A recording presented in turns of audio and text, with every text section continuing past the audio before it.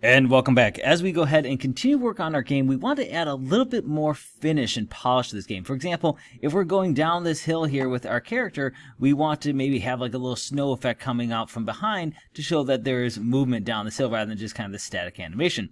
All right, and so the way we're going to do that is probably with another particle effect system. In order for us to do that, though, we need to kind of take a look at how our player object interacts, because we only want this to happen when he's touching the ground. If he's in the air, we don't really want that snow trail following behind him because, well, he's in the air.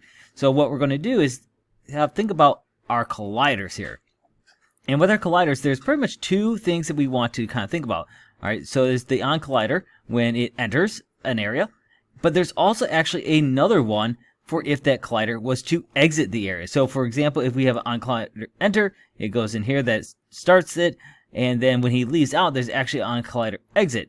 Same thing applies also for triggers as well. We can also have a on trigger enter and an on trigger exit. So let's go ahead and look at those and see how we can use those to actually create an effect. So as we're going down our hill here, we can have snow particles coming out the back, but then we don't necessarily have to have those while we're in the air. So what I'm going to do to get started here is with my player character, we already have one particle system here in effect, but we can actually add another one. So let's just go to our player and let's go ahead and add in here another particle system effect. And let's go ahead and rename this one. This is going to be our snow trail. And now that it's named, beautiful, we can go ahead and position that. Let's put that kind of right at the tail end of our snowboard here because it's going to be coming out behind the player character. And we want to adjust our values here. So our duration is a little bit large right now. So maybe I'm going to take that down to, let's say, 0.5 because we also remember this is going to have a looping effect.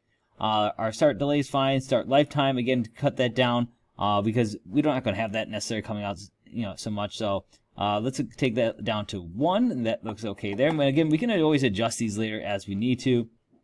And so that's giving us a nice good kind of start here for our character.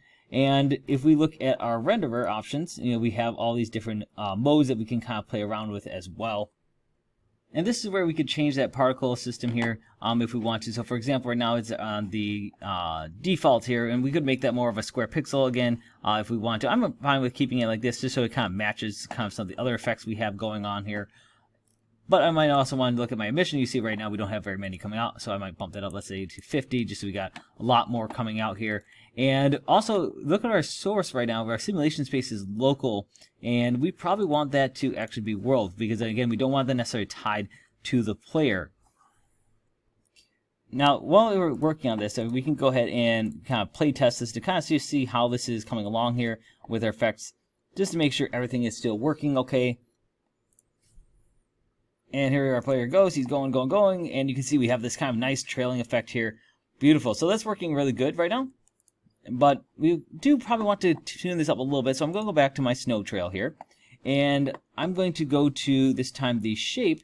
And notice we are set to a cone shape, which is good because we want this kind of to spew out the back.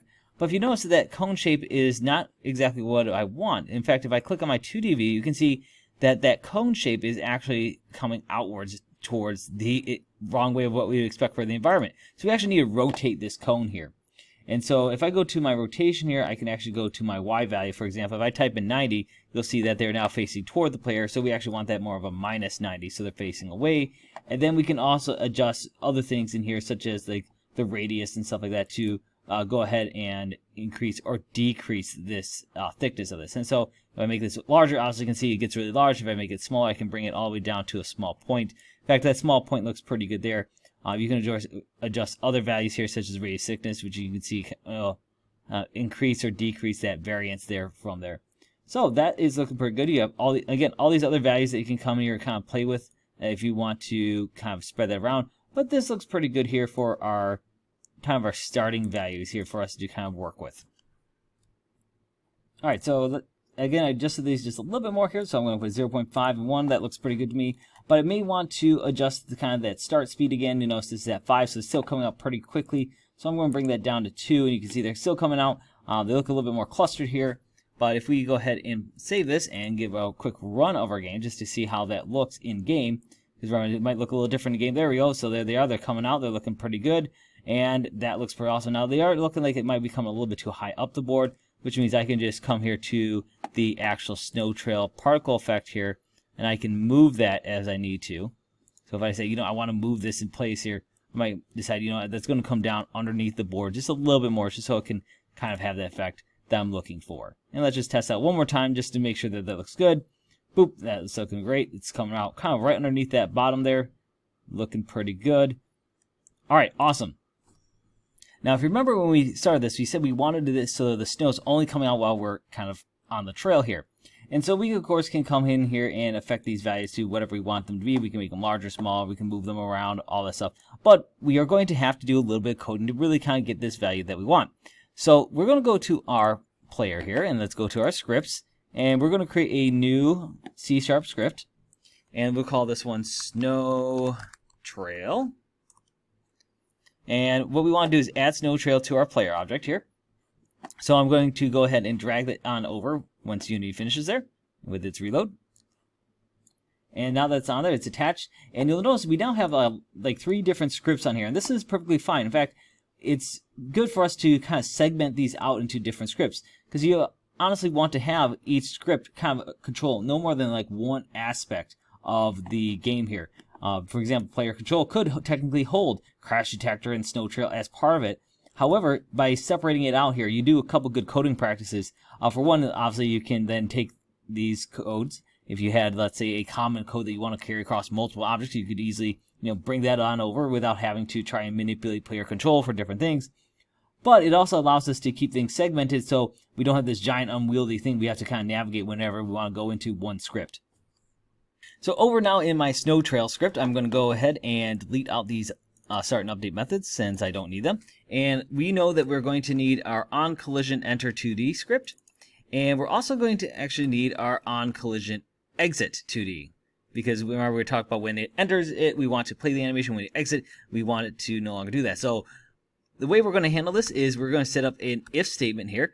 And what we want to do effectively is just like how we had before, we want to see if it is, of course, doing this. And the best way to do this is with a tag. And remember, we have tagged our level shape with the ground tag before, so we can easily identify that.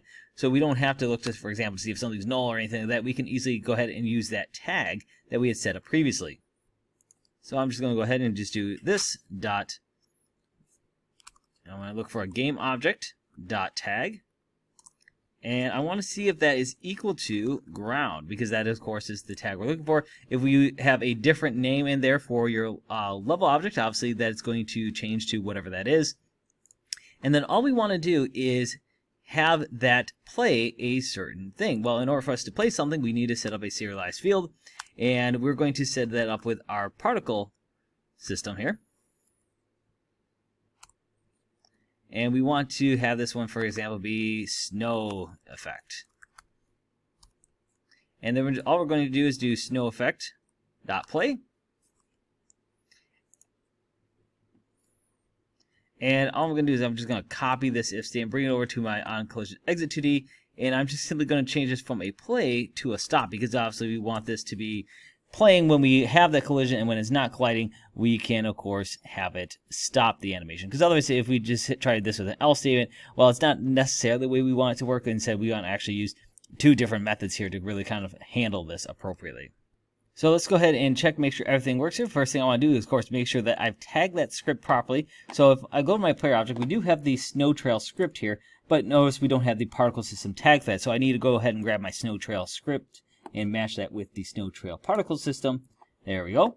And then let's just cross our fingers and see if everything works correctly. Otherwise, we may have forgotten something. So here goes our character. They're going, boom, boom, boom, and they're in the air. And look, the snow effect has stopped. Awesome. That looks pretty great. All right, so this is looking pretty good. The only thing that we saw, if we noticed, when we first started our player, you notice that the snow effect system is coming out right away here, which means that is playing on awake. So we simply need to go into our snow trail right here, find that play on awake, uncheck that, and that, of course, should take care of this for our character. So now when we play this, we should see him just drop. There he goes, boop, and the snow trail starts once he's moving. Again, you can come in now and kind of fine-tune this however you want to make it, so you can kind of get that effect. Maybe you want more snow to come up, maybe you want less snow, however you want to do it. That is going to be up to you in your game.